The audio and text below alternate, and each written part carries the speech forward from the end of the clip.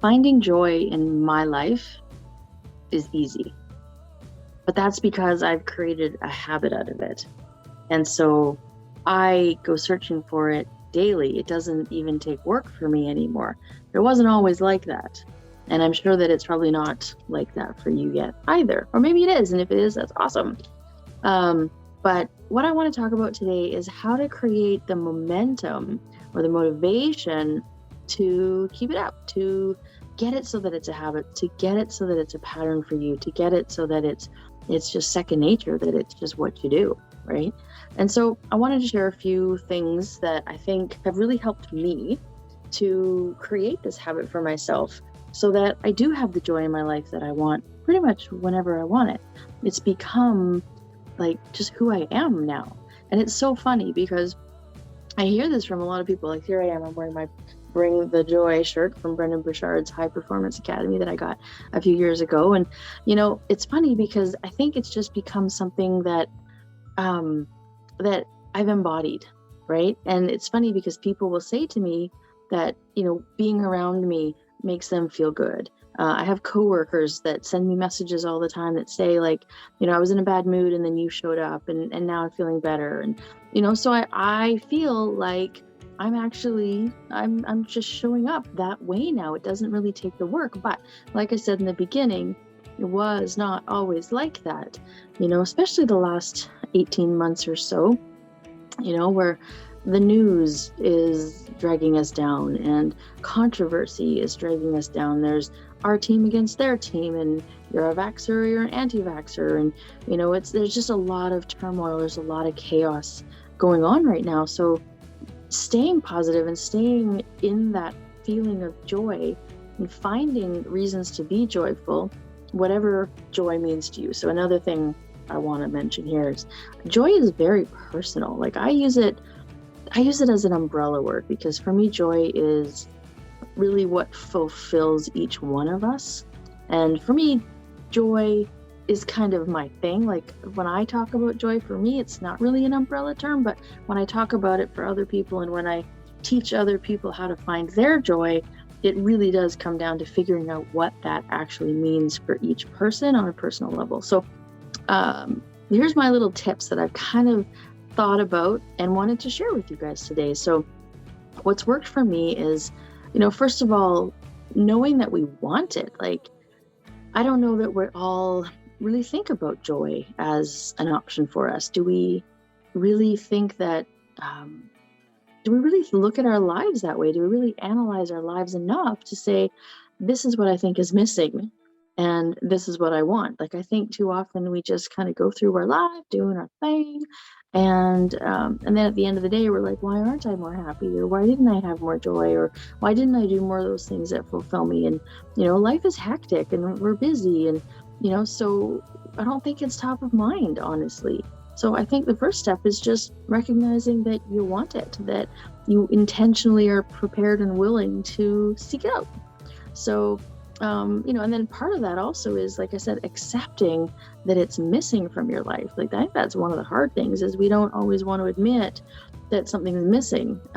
First of all, because then it means that now do I have to do something about that? Like if I admit it, then maybe I'm committing to doing something and I'm not sure that that's really what I want to do. So even just wanting to make a change can be hard.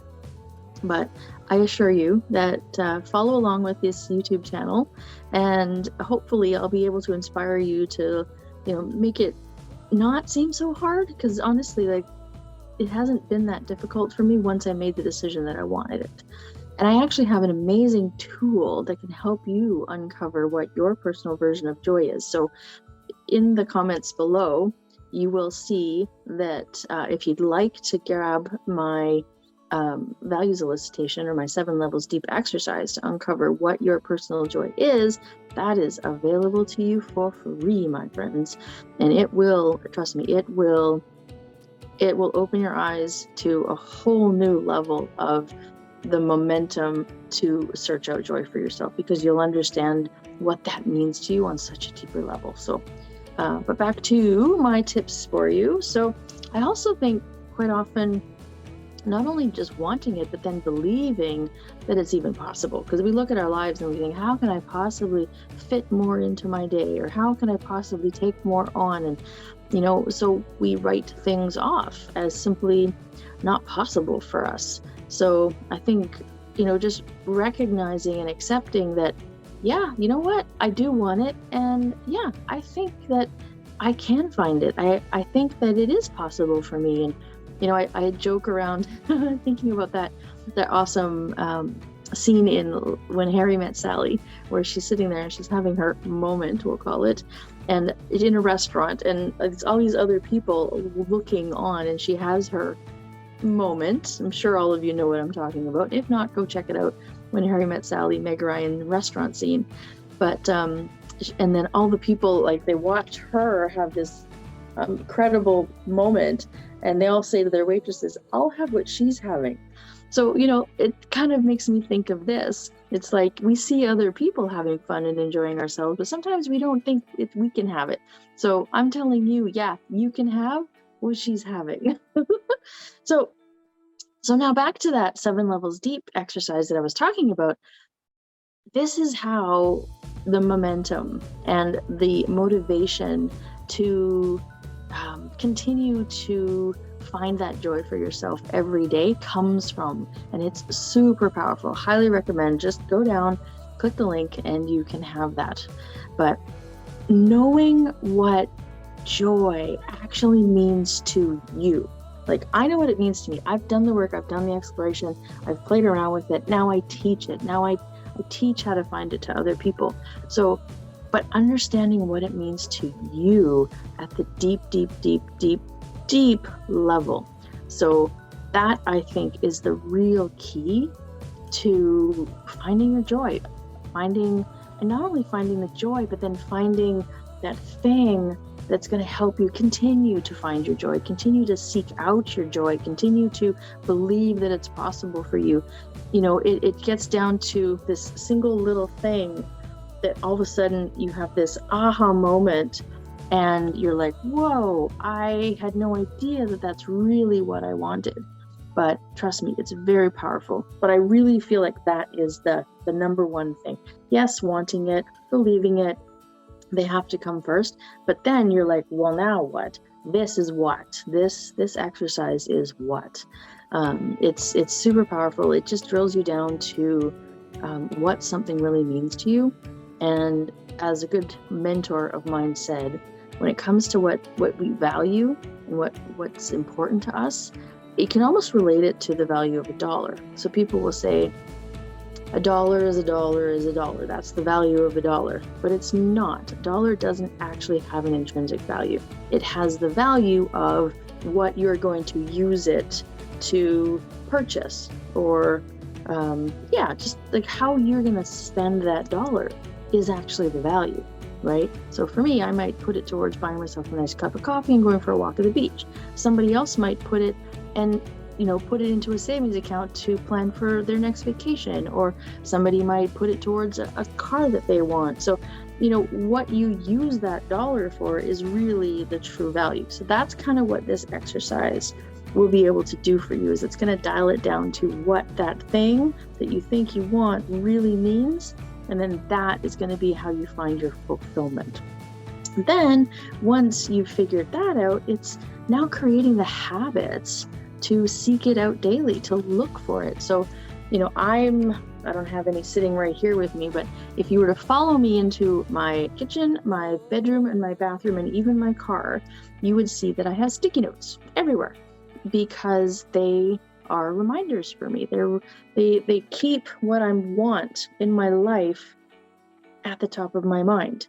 And in case you're not aware of this amazing little piece of your brain called the reticular activating system, it is what takes the unconscious and brings it into your conscious. So now you're focused on what it is that you want. So creating these little triggers for yourself, these little reminders that kind of just, pop into your vision as you're going through your day, is how you can help yourself to just remember that, oh, right, I need to go seeking this. I need to find more of this. And then that's how I feel the momentum and motivation really come.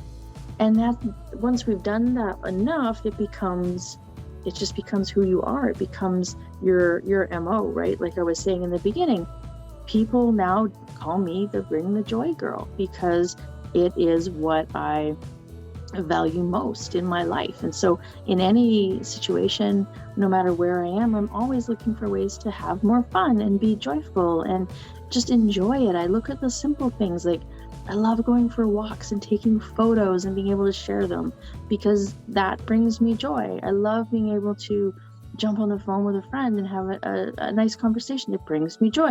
So I make a point of doing these things because it makes my life better. So this is basically what I'm offering for all of you. So I was just checking my notes because I want to make sure that I covered everything. So one of the other things is an NLP process called anchoring. And that's another way. So sticky notes are great, but you can even create anchors for yourself. So quick little story about when I was actually at Brendan Burchard's High Performance Academy. This was 3 years ago down in Phoenix. And I didn't know it at the time because I actually hadn't done my NLP training at that point. I was just about to, and that's a whole story for another day. That's a pretty cool little serendipitous situation. But so what happens is you go to these conferences, you're in this hotel room, there's like 1,500 people, and we're all having a blast. We're jumping around, dancing, and he's playing music in between speakers because he had a lot of speakers come on. And didn't even realize what was going on until I got home. And I love to dance, so every time the music came on during these times, I was dancing, I was having a good time, bouncing around. My friend that brought me there, she was recording it, and it was a blast. And so, but I said, like, I didn't realize what was going on until I got home and actually started into my NLP training. And we started talking about anchors. And when my trainer mentioned this and kind of told me about the different anchors, the different ways that you can anchor things. There's auditory, which is by hearing. There's a visual, which is by seeing. So like my sticky notes that I'm talking about. There's kinesthetic. So there's things like you can touch things, like you could touch a door frame as you walk into your house to trigger you to feel a certain way, look for certain things. But what they were doing is they were playing the exact same song every time the speaker was actually about to come back on stage. And this was like the pivotal, highest energy moment of the entire time, right? As you're doing a break and you're doing your thing. Some people will take off, go to the bathroom, whatever, you come back, and so they're ramping you back up again, increasing the excitement, and they played the exact same song every time. Didn't even occur to me. I love the song, it was great, but didn't think anything of it. But like I say, I got home, started learning about anchors through my NLP teacher, and figured out that what was going on was they were setting this auditory anchor. So this song came on. I didn't intentionally put it on because I still hadn't clicked in, but this song came on, and all of a sudden I was like, so good, energy, and I just want to dance. It was because they had set this anchor. So this is another way that you can create this momentum for yourself, is you can use all of these tools.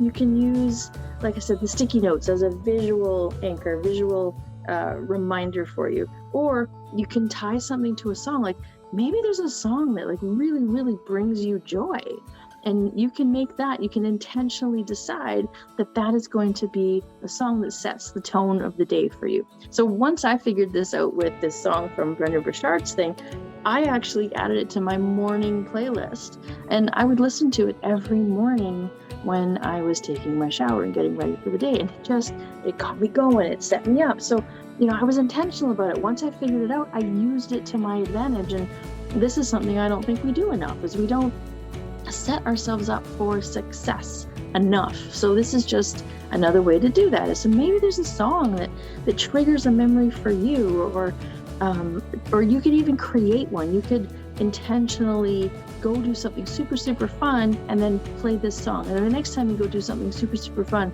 play this song. You can create these anchors and whatnot for yourself as well. And then there's the like I said, the kinesthetic ones. So you could even have like a bracelet or something. People use things like this, like a meditation, or you can have a meditation stone or something that when you feel it, again, it reminds you and it triggers you to go searching out that feeling you want, because this RAS that I was telling you about, you need to bring these things into your conscious. You need to tell it what to look for, because it doesn't hold much. It doesn't hold a whole lot of stuff. So you need to be very specific and careful about what you bring into this part of your brain, because it's going to find it, which is good if you use it properly. So that is what I think has helped me just become, like, honestly, just become this bring the joy girl, as opposed to having to work hard at it, because I've set myself up for success using all of these different tools. And so I hope that this helps you create that momentum for you as well. And don't forget, get that exercise, because when you understand what truly brings you joy, it's a game changer. So leave some notes in the comments. I'd love to hear what you guys think about this.